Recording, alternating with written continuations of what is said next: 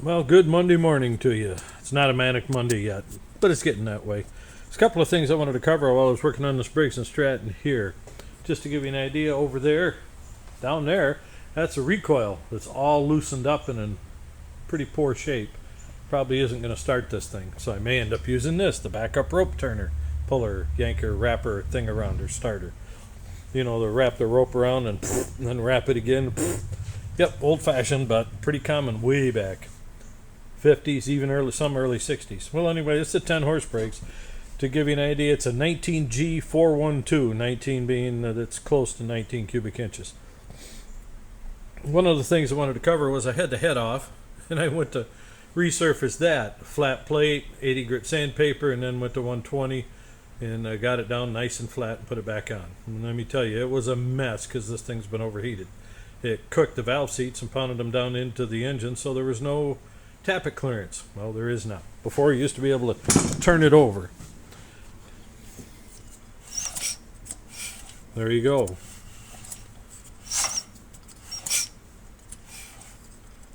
You hear that little hiss out the carburetor, maybe?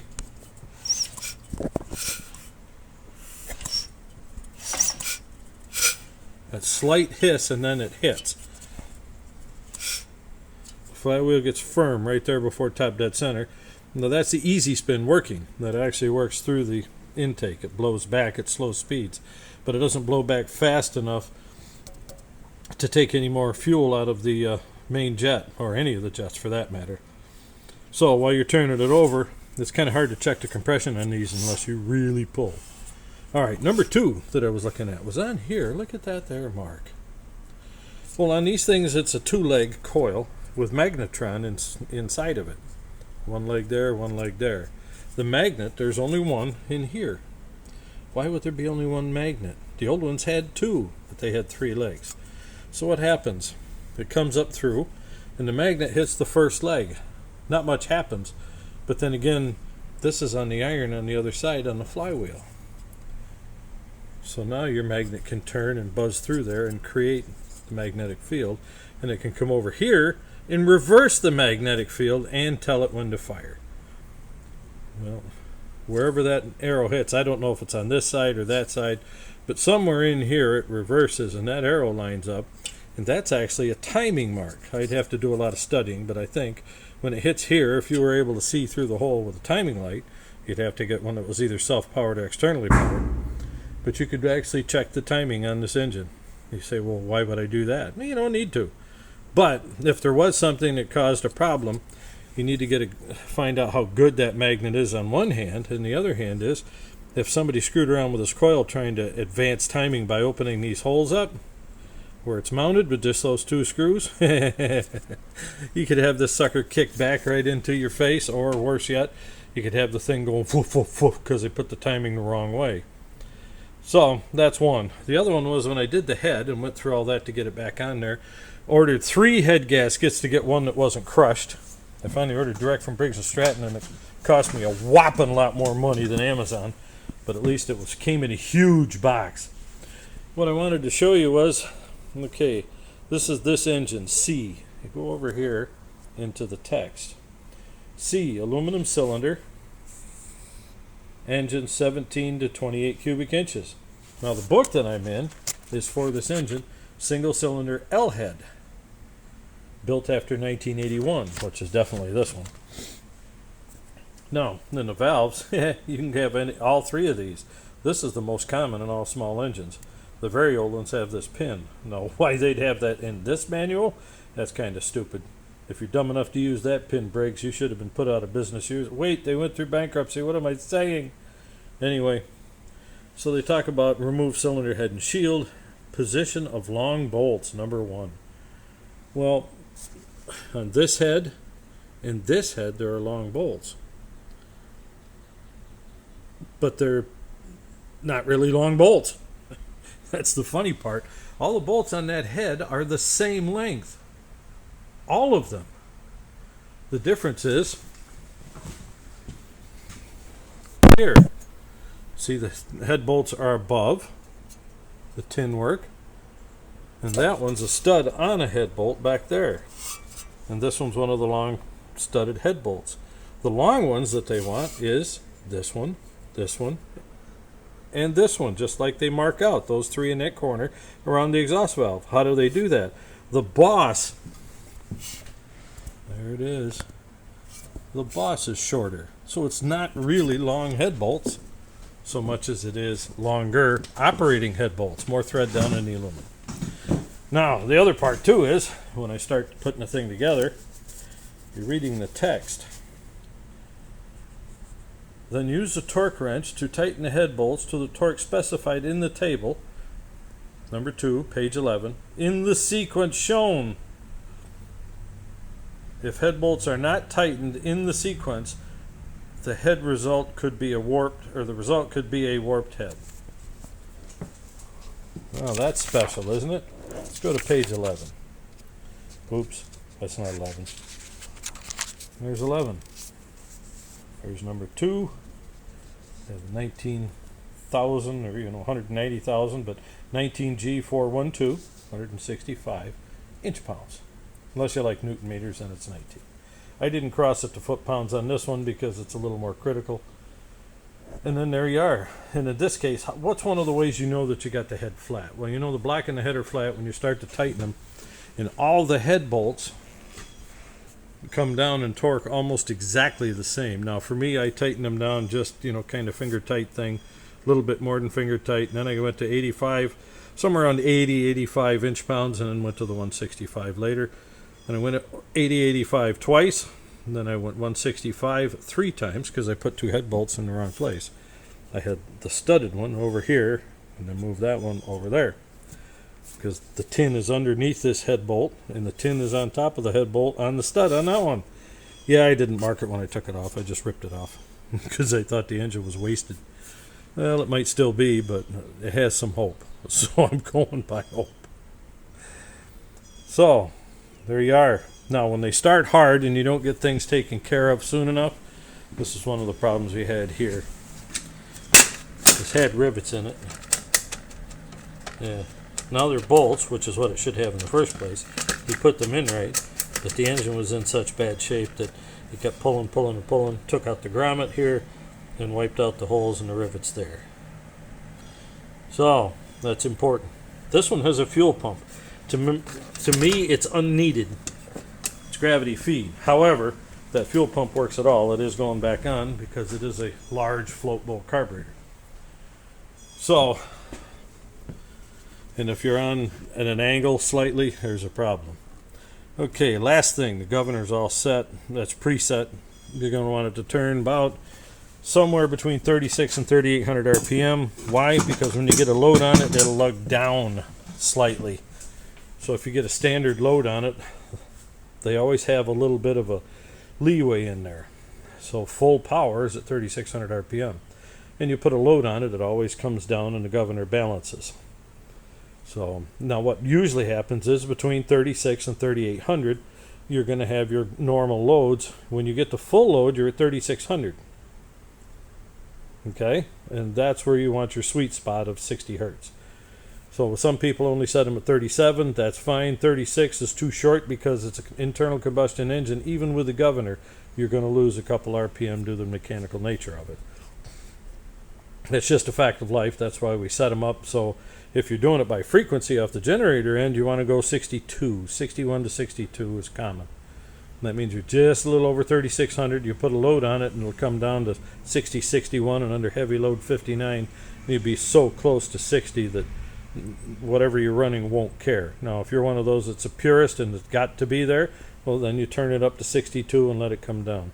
You are better off a little bit higher frequency than lower. Not much, because you'll cause a problem, but you got something designed for 60 hertz, and if you're running at 55, what happens is there are fewer waves of energy going in there. Because there are fewer waves of energy, your actual amperage load carrying in there and voltage both reduce, which means your watts aren't there. And even if they can get the amps out of it, because it is induction loading on both ends, the problem, usually a motor is involved and the generator. Since you have induction there and induction in the motor, the problem becomes it starts drawing amperage to make up for it. If you change your hertz, you change your amp load. So you have to increase the amp load to get the same wattage in there to run the motor. Well, if you're up at 60, 61, 62, then things tend to run sweeter. It holds the voltage better. If the voltage is held better, then your watts aren't quite so, or your amps aren't so high, and your watts can be maintained. That works in a motor. On those things on the lights, now you want it as close as you can. Mostly what you're running are lights and similar items. Then you want to be running pretty close, 61. You don't want to go much higher than 62 at all. Why? Well, if you have old incandescent lights, they don't care. If you go up to 62, 63, they don't care. Everything else might, but that incandescent bulb, it doesn't give a rip. But your volts goes up when your hertz goes up too. So you want to keep it at that level. That's one of the ways you have an idea you're at 3600 RPM. So when you test the outlets in the back here, they're in that box on the other side. You're looking for 120 volts to 123, sometimes 125. When you're in that region, 115 being a minimum, if you're having trouble, it can still run. But like I say, when the hertz goes down, the volts goes down, amps goes up. Just something to keep in mind working on your generators. All right, last but not least, oil minder. This one has a float in there, and this is actually a piece of contact metal in there like my finger. Underneath it's another finger that's semi-connected to the float. And as the float goes down, the finger comes up and hits. As the float goes down further, it shuts it off. Well, that finger was bent. There's, I think, a contact missing. There's a problem in there somewhere. But I got drained fresh oil in there. I checked it, cleaned it up, and I think it operates. But I'm not 100% certain. And then why am I just letting it go? At this point, we don't even know if this engine can run. I mean, I've got it set up, so I'm pretty sure it's going to run just fine. Why did I put a new carburetor on her and question it? Well, it's a Chinese carburetor from a Chinese kit, because ordering this heat shield / gasket, because that's gasket material on either side of a tin shield, cost more than ordering the aftermarket carburetor, gaskets, kit, fuel filter, spark plug, and one or two other items that were in the thing. Oh, that's right. They didn't send me a grommet, but they did send me a, look way back in there. See that? Fuel shut off. The old one's a metal one. It's been in there forever. And the screen was collapsed. There it is. There's the filter. Oh, there's the grommet. I don't know if I'll be able to make that work or not. And then here's the metal one, but there was a screen in there. You see all that blob? That was a metal screen that was collapsed. So I unfortunately had to put the plastic one in there. So we're on several levels that this thing's in better shape. Now, for some of you that are denying it, if you have your own workshop or you know somebody, you can pull the seats out, replace it, cut it for new seats. I think they do have oversized seats, just like a regular machine. You can pull your seats out. Now, here's before what I was talking about peening all the way around. Now, they're showing a regular old pin punch, but the idea is, or a flat punch. And that's their idea, even if it goes over it. When you get through cutting the seats, you cut your aluminum. Now, they're talking all the way around. You have to read the spec, but they're just talking about checking it by finger, nothing else. I have done this procedure with a seat that was beat into the engine, I think 1/16 of an inch, 30 seconds, somewhere in there. Somewhere 30 thousandths to 50 thousandths, roughly, because 1/16 is 60 something. I pounded that thing in there, ground the valve off, the valve stem off, so that you could check the clearance. I don't know if they show that here or not. No, they don't. But that's how you set the clearance on these puppies. Oh, there's more on the valve seats. Valve cutting. Okay, at the bottom of these valves, that's how you set your clearance, is by grinding that off. They want the final adjustment when you put it together to be, 5 to 7 intake and 7 to 9 exhaust. So what I did was set both of them to 10. And then once you put them in there, they actually lose 1 to 2 thousandths. So I had a little more clearance on the intake than they wanted, and perfect on the exhaust. So why? Well, everything was beat up. I'm expecting it to beat itself in a little bit as it is. But right now, it's all working perfectly. They also show in here using a, no, I don't think. There it is. Cylinder balance test, as they call it. Why? Well, two things you can do. Take your spark plug out, bring it to top dead center compression. Just put your finger over it. When it hits compression, you check your piston and make sure you go over top dead center and down about 1/4 of an inch or so. The intake valve is fully closed. Now try, hold this thing tight with a wrench. You could use a flywheel wrench as well just to hold it there, but you want to make sure you're on the cast iron thick fins, not just any old thing. Well, there is no thick fin down there, but get a hold of that puppy, put it against here, because now the piston's going down, and just blow a little air in there. You won't need much, 20 pounds, 30 pounds, 50 pounds. Listen to your valves. Now even now you're going to get a little bit of leakage out of these guys, because the brand spanking new one hasn't had a chance to pound itself in, but it shouldn't be much of anything. And this one we didn't need to, because when Bill pulled it over, it went whoosh, right out the exhaust, and these overheads do not have a compression release on the exhaust, so I already knew we had a problem to begin with. Big problem too. The thing was like 5 to 10 thousandths open. Yeah, it was interference, there was no gap. So that's another one. You can use the cylinder balance test, and what does that do? It has an orifice in there so that you have pressure coming in and pressure going out from an orifice through the cylinder. And the gauge tells you whether you're in the green or the red. That's pretty much it. How much air goes out past that orifice is how much air goes out of here, and yada yada yada. Yeah. And they don't always work. I had one of them one time that the problem didn't show up even much with a cylinder balance test. But I called the customer. We changed the head because it was in bad shape. And it was on a V twin Briggs. The thing ran fine, but it had been cooked. Now, similar to this. Only this is aluminum block, so it had other problems.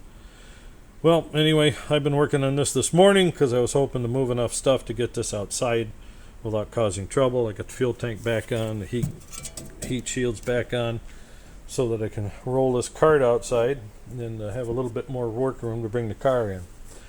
I got a brake cylinder and a tail or a license plate light, and I'll be golden with that old girl. Yep, right rear caliper actually. Okay, this is Pops signing off. What a beautiful day.